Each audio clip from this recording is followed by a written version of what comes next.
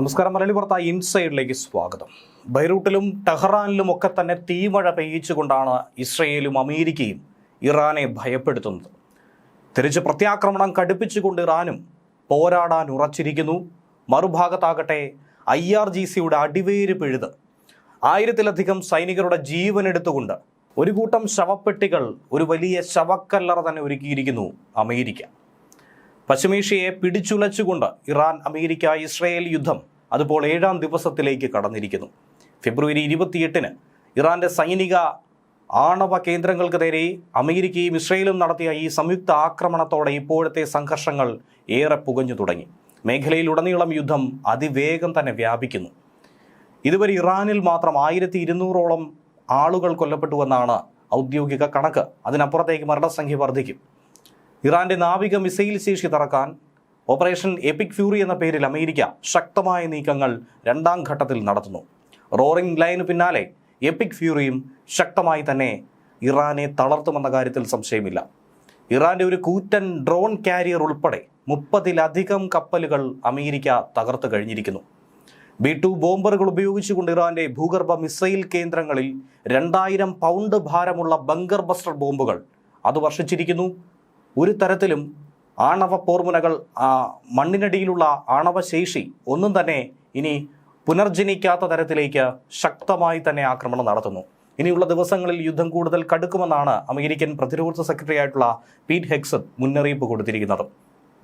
യുദ്ധം ഇപ്പോൾ ലെബനനിലും വ്യാപകമായ നഷ്ടങ്ങൾ വരുത്തിവെച്ചിരിക്കുന്നു ഹിസ്ബുള്ള കാരണം. ബെയ്റൂത്തിന്റെ പല പ്രാന്തപ്രദേശങ്ങളിലും കനത്ത ആക്രമണം തന്നെയാണ് ഇസ്രായേൽ നടത്തുന്നത്. അതിൽ പ്രധാനപ്പെട്ട ദഹിയിൽ നടന്ന ആക്രമണത്തിൽ, വ്യോമാക്രമണത്തിൽ 120-ലധികം ആളുകളാണ് കൊല്ലപ്പെട്ടത്. 10,000-കണക്കിന് ആളുകളാണ് ഇതിനോടകം തന്നെ പലായനം ചെയ്തിരിക്കുന്നത്. തങ്ങളുടെ അതിർത്തിക്കുള്ളിലേക്ക് ഇറാൻ ഡ്രോണുകൾ അയച്ചുവെന്നാണ് അസർബൈജാനും ആരോപിക്കുന്നത്. അതിനെ തുടർന്ന് അസർബൈജാൻ തങ്ങളുടെ തെക്കൻ വ്യോമപാത താൽക്കാലികമായി അടച്ചിട്ടു എന്ന വാർത്തയും പുറത്തു വരുന്നു. പക്ഷേ ഇറാൻ ആകട്ടെ ഈ ആരോപണത്തെ നിഷേധിച്ചിരിക്കുന്നു. ഇറാനിലെ ഭരണകൂട മാറ്റം ലക്ഷ്യമിട്ടുള്ള സൈനിക നീക്കങ്ങൾ അങ്ങനെ കടുക്കുമ്പോൾ നിലപാട് കടുപ്പിച്ചു തന്നെയാണ് അമേരിക്കൻ പ്രസിഡന്റ് ഡൊണാൾഡ് ട്രംപും രംഗത്ത് വരുന്നത്. ഇറാനെ അമേരിക്ക ഏറ്റെടുക്കുമെന്ന തരത്തിലുള്ള പ്രഖ്യാപനങ്ങൾ നേരത്തെ തന്നെ നടത്തി കഴിഞ്ഞിരിക്കുന്നു. ഇറാനിൽ ഇനി ആര് ഭരിക്കണമെന്നുള്ളത് ട്രംപ് തീരുമാനിക്കുമെന്നതാണ് ട്രംപിന്റെ കർശനമായ ശാസനം. ഇസ്ലാമിക് റവല്യൂഷണറി ഗാർഡ് കോർപ്സിനും ഇറാനിയൻ സൈന്യത്തിനും രൂക്ഷമായ മുന്നറിയിപ്പ് ഇതിന്റെ ഭാഗമായി ട്രംപ് നൽകി കഴിഞ്ഞു.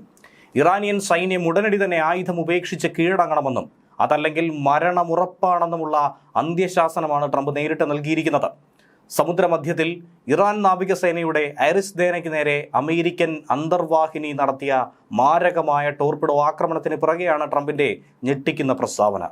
ഇറാനിയൻ ജനതയ്ക്ക് വേണ്ടി നിലകൊള്ളാനും രാജ്യം തിരിച്ചുപിടിക്കാനും സൈനികർക്ക് കിട്ടുന്ന അവസാന അവസരമാണിതെന്നും ട്രംപ് പറഞ്ഞു.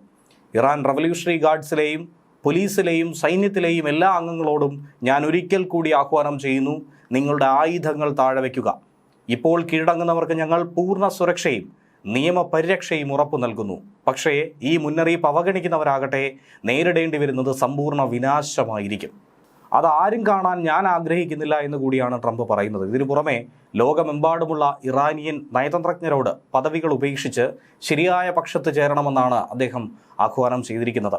ട്രംപിന്റെ ഈ പ്രസ്താവനയ്ക്ക് പുറകെ തന്നെ ഇറാനിയൻ നാവികസേനയ്ക്കുണ്ടായ വൻ തകർച്ചയുടെ ദൃശ്യങ്ങളും അമേരിക്കൻ സെൻട്രൽ കമാൻഡ് പുറത്തുവിട്ടിരിക്കുന്നു.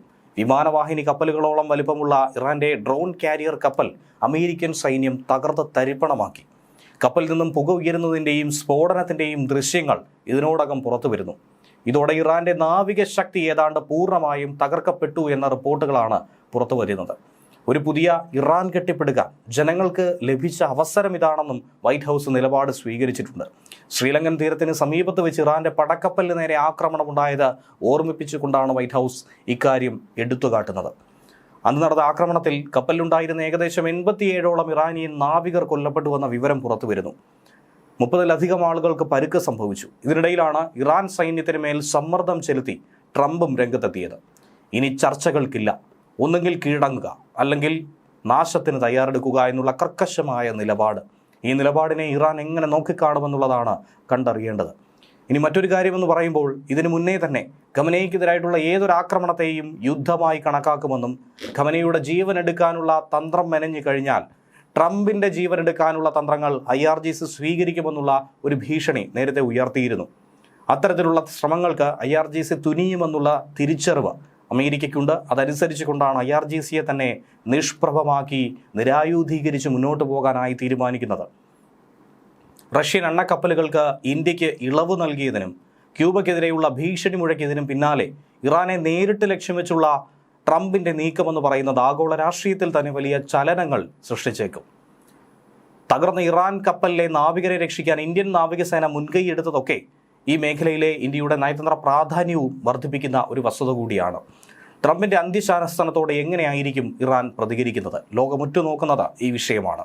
തിരിച്ചടിക്കാനാണ് ഉദ്ദേശമെങ്കിൽ ഇറാൻ അങ്ങനെ തീരുമാനിച്ചാൽ ലോകം മറ്റൊരു മഹായുദ്ധത്തിലേക്ക് കടക്കും എന്നുള്ള ആശങ്ക പ്രതിരോധ വിദഗ്ധരടക്കം പങ്കുവയ്ക്കുന്നു.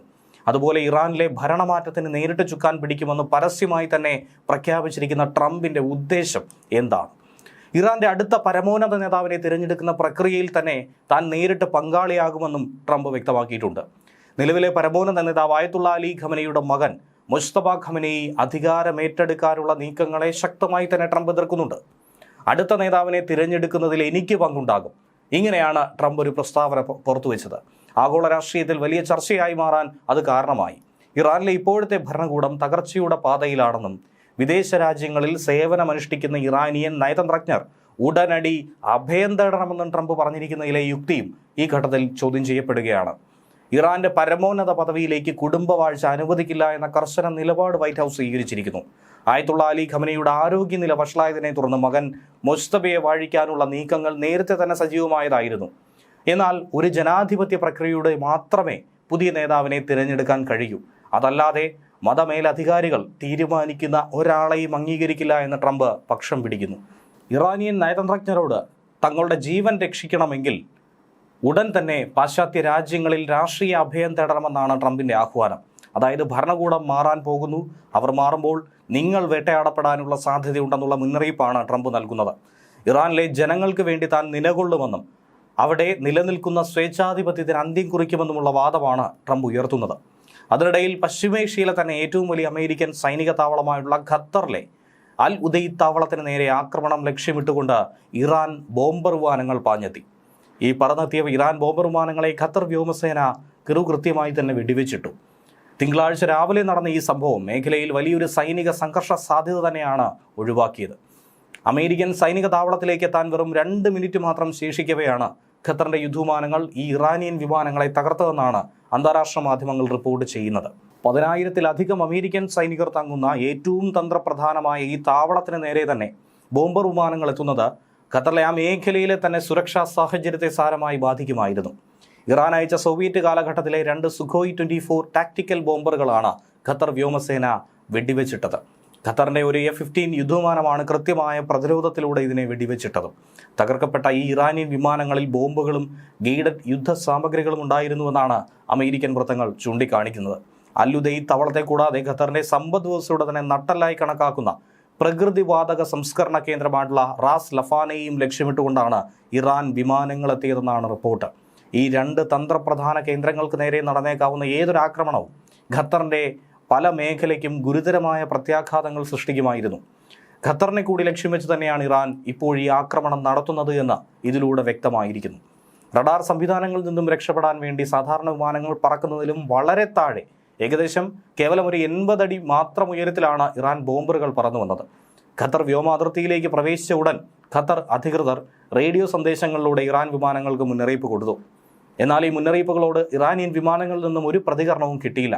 തുടർന്നാണ് സാഹചര്യം വിലയിരുത്തി ഖത്തർ വ്യോമസേന യുദ്ധവിമാനങ്ങളെ അയച്ച് അവയെ വെടിവെച്ചിട്ട ഇറാൻ വിമാനങ്ങൾ ഖത്തർ സമുദ്ര പരിധിയിലാണ് തകർന്നു വീണത്.